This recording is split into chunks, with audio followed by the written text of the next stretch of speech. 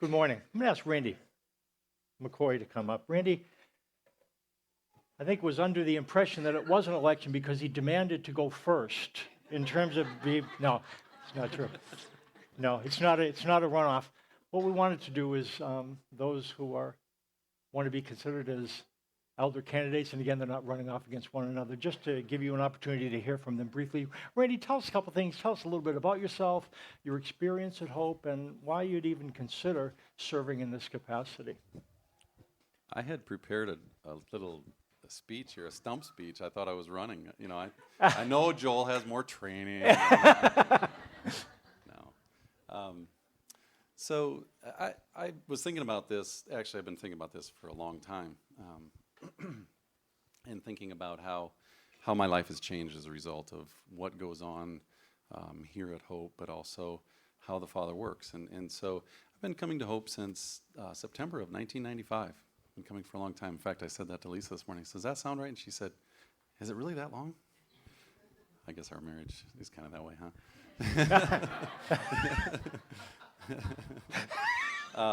Because it was right after we got married that we started coming here. And so, and when I first started coming here, I was shocked, frankly. I was shocked by how different it was from my experience, my church experience growing up. And I was a pretty religious kid. I served as an altar boy and did lots of things. And I was quite shocked by when I came here and heard a message of grace, just how attractive it was, first of all, and how different it was from what I had experienced. And I started to think, I'm starting to get this. I feel like I get this, and it's starting to make sense to me. And then all of a sudden I realized it's got me. And I realized that no longer was it me trying to understand who he is, who's the Father. And it was, he had me. And he was very clear to me that he was gentle, and he was very different from what I'd experienced. And so, and then I began doing some teaching, and Mike told me one time, and it really, frankly, scared me when he said it. He said, you realize that you are functioning as a leader here. And I kind of stepped back and I thought, boy, that really scares me, because I didn't know exactly what it meant, but I knew it had a lot of responsibility. And now moving to a place where I've been invited to consider being an elder, and I certainly accept the invitation. But I realize that there's a lot of responsibility that goes with being an elder. And the responsibility, as I understand it, and I think I understand it very clearly, is kind of twofold. One is to, I guess, guard the message. I can't say it any more simply than that. And guard a message that is true and consistent with the Bible. And that's another thing that's changed, is the Bible has become so much more warm and inviting and clear to me as a process of learning who he is. So guard the message, the true, clean, crisp, clear message of grace. Give it to others who would do the same. And that's what we do. That's really what we do.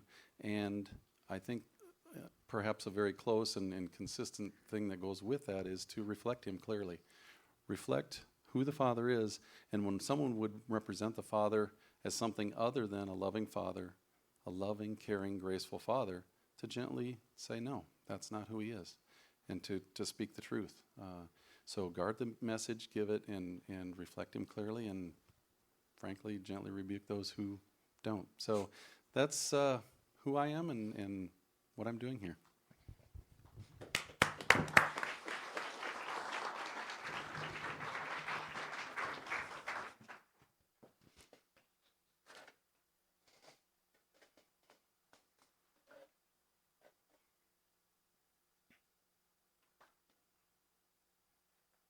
I'd like to tell you a couple stories. A single mother had made choices and conceived a child out of wedlock, raised the child as a single mother, wanted to get the child baptized. And I think baptism is something for adults. I was baptized as a child, but I think baptism is something that you do when you make a decision for Christ. But in this case, I agreed, naturally. And so we went by a lake, and I explained what baptism is and is not about, what it does and does not accomplish. And it was a neat event. The family was there, and just expressed to them that what we're really hoping is that you as a family come around this child, raise them in a way that they hear true things about God. Randy talked about, so that they can make a choice. The child can make a choice about God for him, for herself. And with that, talked about that, and then was walking with the mother.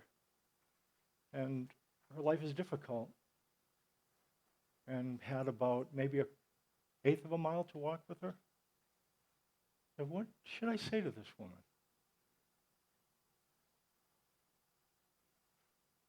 What would God say?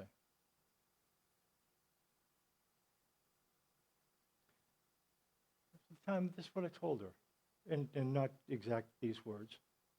No, God sees you, and he sympathizes with you. He understands your struggle, and he deals gently with you, and he loves you, and he'll change you, and he'll choose you. And good's ahead of you, good's guaranteed. God gives you the power to persevere, and he'll give you the power to be content. And she took that. That's one picture.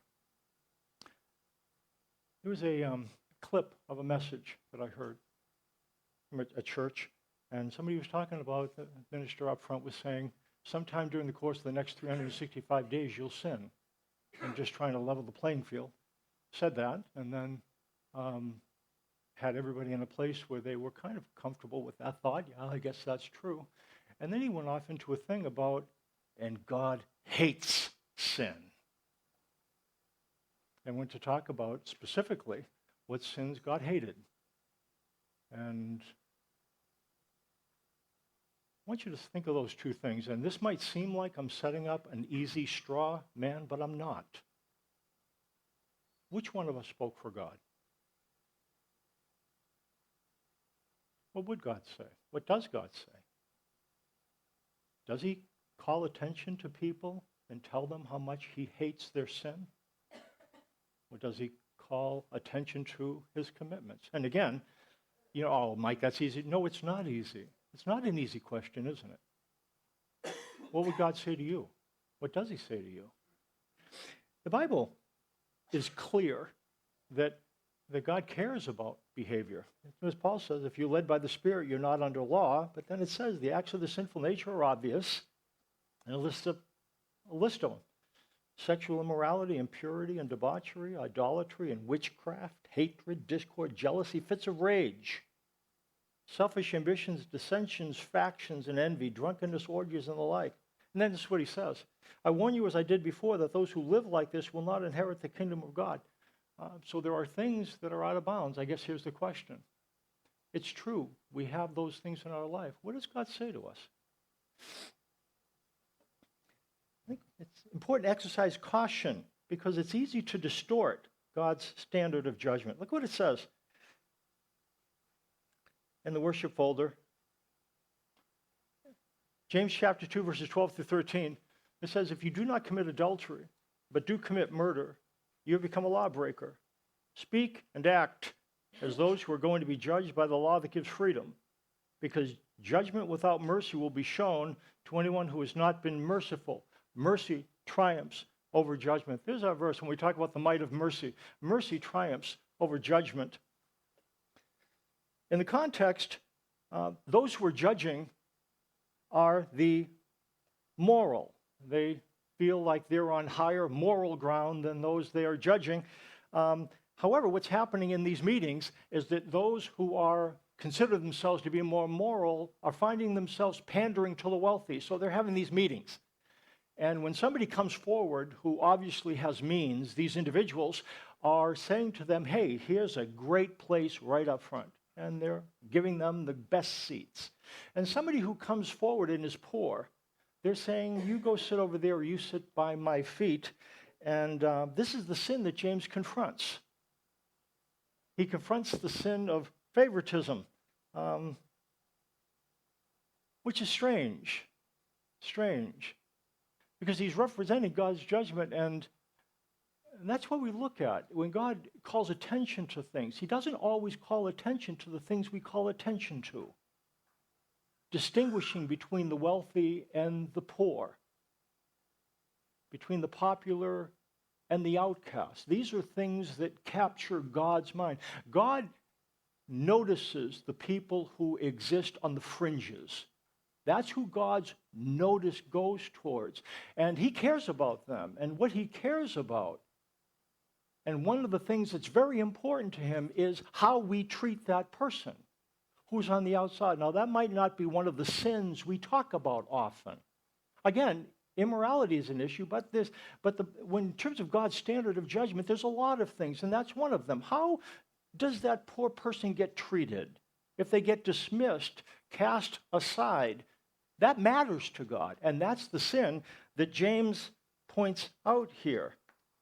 It says, and I'm not blowing up greed, but just in terms of level of the playing field, greed is as the sin of idolatry.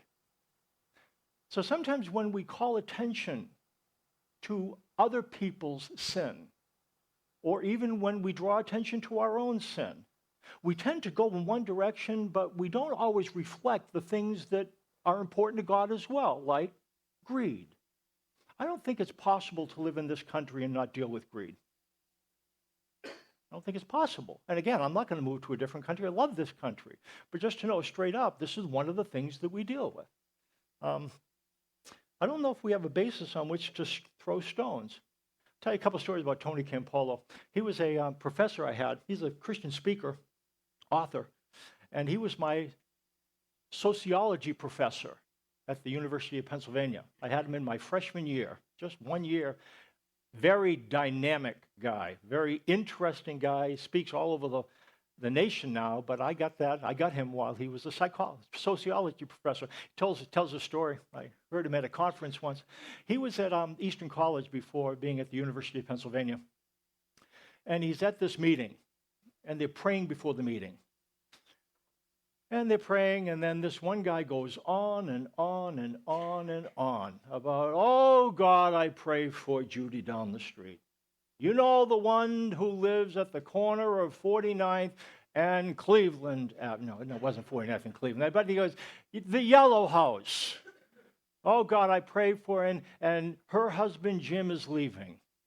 And, oh, God, I pray for Judy that you'd give her the ability. And so he goes on, and so so finally, the guy finished his prayer and did the meeting. Tony did the meeting, and then he gets in his car to go home. And he's driving, and then there's this guy that's thumbing a ride. Picks him up, going down the street with him. And because of this guy's prayer, he understands that this is Jim. This is the guy that is leaving his wife. So when this becomes clear, Tony looks at him. He's sitting in the front seat, and he goes, "You're leaving your wife." And he backs up against the window because he hadn't said anything. And then this guy's eyes, and then he's on a highway, and then he takes the exit ramp. Tony Campolo takes the exit ramp, turns around, and starts to head back towards town. And then he pulls up, because the guy's prayer included exactly where this guy lives. He pulls up right in front of the guy's house. And this guy gets out, and he walks up the stairs, and he knocks on, and the wife comes out, and then her eyes are big as saucers. And then he ends up going into him and talking about coming into a relationship with Christ and helping to keep them together. He tells a story, Tony Campolo. He's a very controversial kind of guy. He was praying for the offering at a meeting. And so they were trying to raise money for something, and so the person who's presiding said, Tony Campolo, he's a sociology professor, Christian speaker, he's going to come up and pray for the offering. So he comes up, bad idea to ask him to do this. So here's what he did. He said, you know what, I don't know if we really need to pray for this because I think we have some means here among us. And so I'm just going to ask you to come forward, and I'm going to ask us if we, with the money that we have, let's put it in the offering. And then people, they went, oh, I understand. Boy, that's a good point. He goes, no, you don't understand what I'm saying. I'm not praying for anything. And so let's start right with you, and let's come up. I'm going to hold this bag out here, and you put the money in. And then they started, and so they pull out their wallet, and they're taking out the bills, and then he ends up in, again, he's very controversial. He goes, I think it's a sin to pray about something that God's already provided.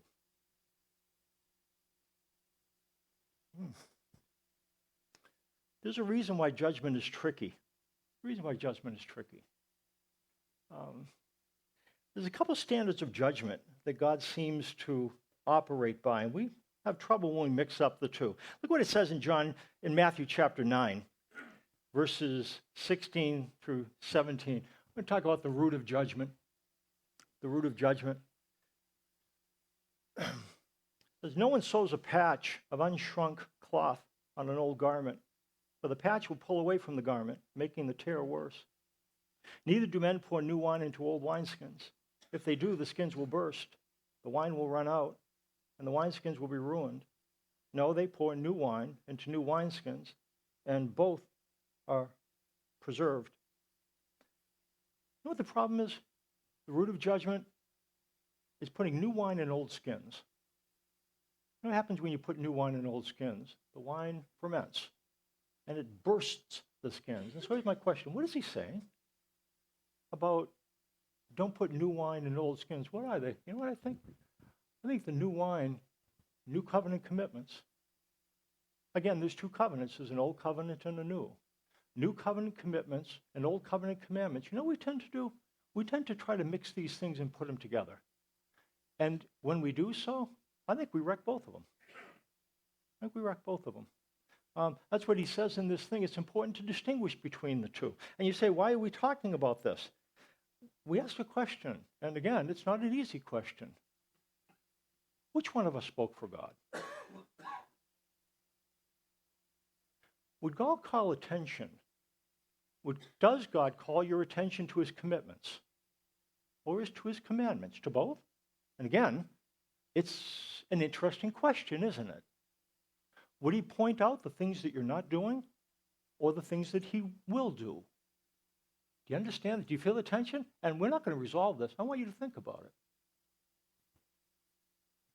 Because that is at the root of judgment. What would God say? This is what he says in terms of his new covenant commitment. I will forgive. Literally, we talk about this word bihilios too. Hilios is a Greek word. It is to be merciful, gracious, benevolent, favorable. And so here's what the new covenant promise is. I will be hilios to their wickedness and will remember their sins no more. Is this what God wants to say to people? Isn't this dangerous? For him to say, well, how would it feel to you? I will be hilios to your transgressions, to your wickedness, and remember your sin no more. Wouldn't that be frightening if you were to believe that? I mean, what would keep you from doing all kinds of bad things? But this is what the new wine is. And you know what we tend to do? We try to put new wine into old skins, and we need to talk about commandments, but would you agree with me? Commandments and commitments. It seems what God leads with is commitments. You know what the deal seems to be? And again, I'm going to tip my hand. You know where I come from. I think by believing the commitments, you end up obeying the commandments. But when you focus on commitments and gaze at them, it seems to me that you get the power to be the person you want to be. You know what we end up doing, though?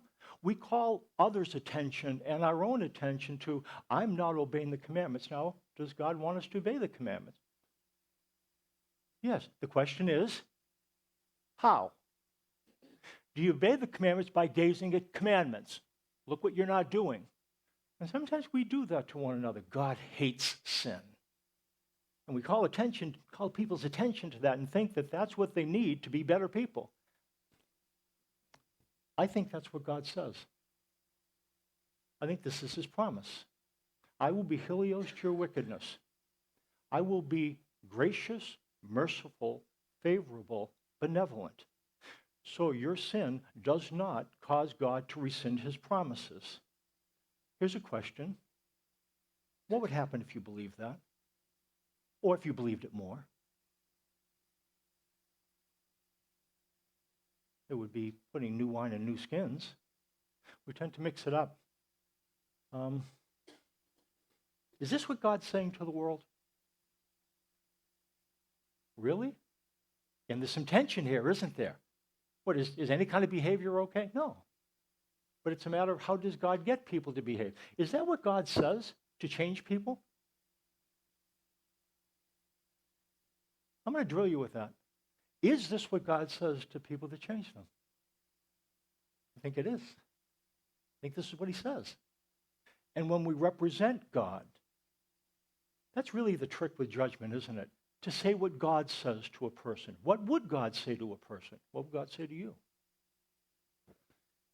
You understand? You understand the tension? Watch out when you judge.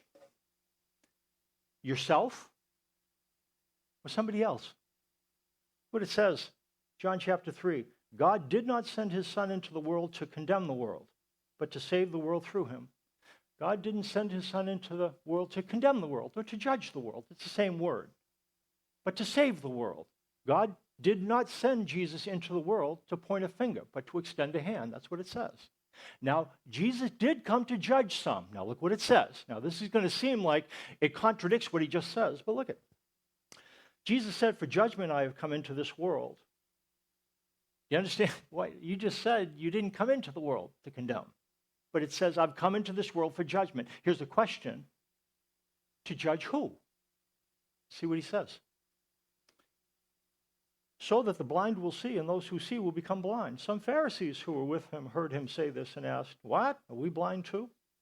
Jesus said, if you were blind, you would not be guilty of sin. But now that you claim you can see, your guilt remains. Do you know what Jesus' deal with them was? They claimed to speak for God. And they represented God as hating sin. And Jesus called attention. You know who Jesus come to judge? The judges.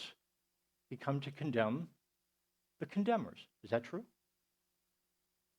I think so. Does he condemn? And does he judge? I don't think so. What if we believe that? What if, I don't know who's traveling down Minnesota Avenue right now. A lot of people. What would happen if a person going right now felt or heard, I don't suddenly believe that God saw them, that he sympathized with them, he wasn't judging them, that he dealt gently with them, that he loved them. I don't know who that person is. They're not in church this morning. There's people going down Minnesota Avenue. What if they believed that God could change them and that he chose them, that good was ahead of them and good was guaranteed, and he would give them the power to persevere and to be content? Can I ask you a question? How would it impact that person?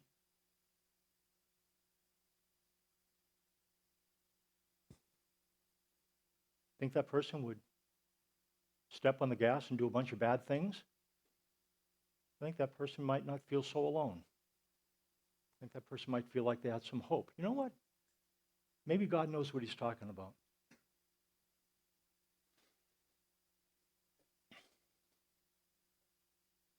Another reason to watch out if we're speaking for God, to yourself or to others, is that it's easy to misrepresent his priorities. It's easy to assume that God values sacrifice over mercy.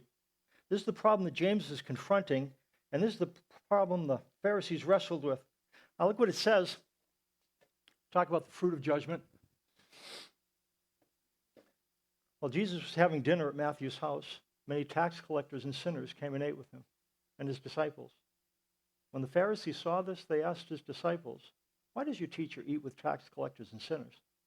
On hearing this, Jesus said, it is not the healthy who need a doctor, but the sick. But go and learn what this means. I desire mercy, not sacrifice. You know what Jesus is telling them? You got it wrong. Do you remember this? You can come away knowing something about God. You see that last statement? I desire mercy, not sacrifice. 5 words. You could remember that going from here today. What is God like? This is what he says. I desire mercy, not sacrifice. Could you remember that? 5 words. I desire, not. Interesting. And you know why Jesus had to tell them? Because they thought God desired sacrifice rather than mercy. And you know what happened because they did? They forsook lost people. They felt like they couldn't be with people who were less religious than they were because it would maybe impact them in a bad way. So they separated themselves from those who were sinful because they didn't want to get polluted. They felt that God liked it when they separated themselves from everything that doesn't look really clean. But that's not what Jesus said, because he knew God values. You remember, God says, I desire not sacrifice. Were they reflecting a God who desires mercy by staying far away from those who had struggles? Absolutely not. That's why Jesus had to say, go learn what this means. I desire mercy, not sacrifice, because they misrepresented God's priorities. That's why we have to be careful when we judge. Careful when we judge, to tell somebody, God really doesn't like that. Well, it depends what you're pointing out. And would God point that out? Into forsaking the lost, sins of omission count. When James talks about James, he's confronting people who never committed immorality, but he's convicting them of murder. Now, they never killed anybody, but in God's economy, you remember that person sitting on the outside? No, not the person driving on the street, but the person on the fringes. God sees that person. And when, in James's case, when somebody who was wealthy came and they got a seat, and this guy was left to sit in the periphery, the way God saw that as, he called that murder. That's what he's saying. It's neglecting, it's omitting, it's not bringing help to somebody that God would help. And that's why God says, what really does it matter if you don't commit immorality, but if you commit murder? That's James' point. That's a strong point, isn't it? Does God really think that way? I think he does. I think he does. That's his standard. He cares about lost people. I desire mercy, not sacrifice. And when we mix that up, we end up forsaking the lost, and we end up condemning the innocent. This says in Matthew chapter 12, at that time Jesus went through the grain fields on the Sabbath. The disciples were hungry and began to pick some heads of grain and eat them. When the Pharisees saw this, they said to him, look, your disciples are doing what is unlawful on the Sabbath. They threw penalty flags because they felt like they could speak on God's behalf. You're doing something, that's a rule that you shouldn't be breaking that rule. And look what he ends up saying. He answered, Jesus did, haven't you read what David did when he and his companions were hungry? If you had known what these words mean, now again, this is 3 chapters later, and he says the same thing. You think if he says something twice within 3 chapters, maybe we need to think about this, because he says it twice. And what is that statement? 5 words. Can you say that? And what Jesus says, go learn what this means. Think about this. If you want to reflect God's priorities, this is his priority. He values mercy over sacrifice. Coming to somebody's aid, not condemning people that God wouldn't condemn. Sometimes we point a finger at individuals, and I don't think we point out what God would point out, or we don't represent him. Because we get the idea that God values sacrifice over mercy, and he values mercy over sacrifice. And when we forget that, we forsake the lost and condemn the innocent. My mother-in-law's here, and my father-in-law passed away. This past week, we'll have the viewing this Wednesday, and the funeral on Thursday morning right here at 9 o'clock. He was very active in church. Did a lot of things. You'll learn about it. But he never made it seem like a sacrifice.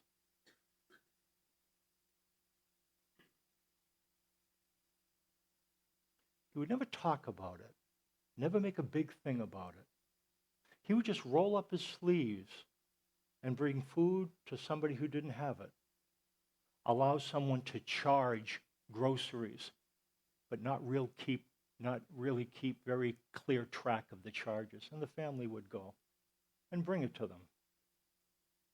But he would never talk about it. He just did it. Active compassion. And we'll pay tribute to a godly man. What do you mean a godly man? He valued mercy. He valued mercy. And do you remember those 5 words? You learned something about God today. What is it?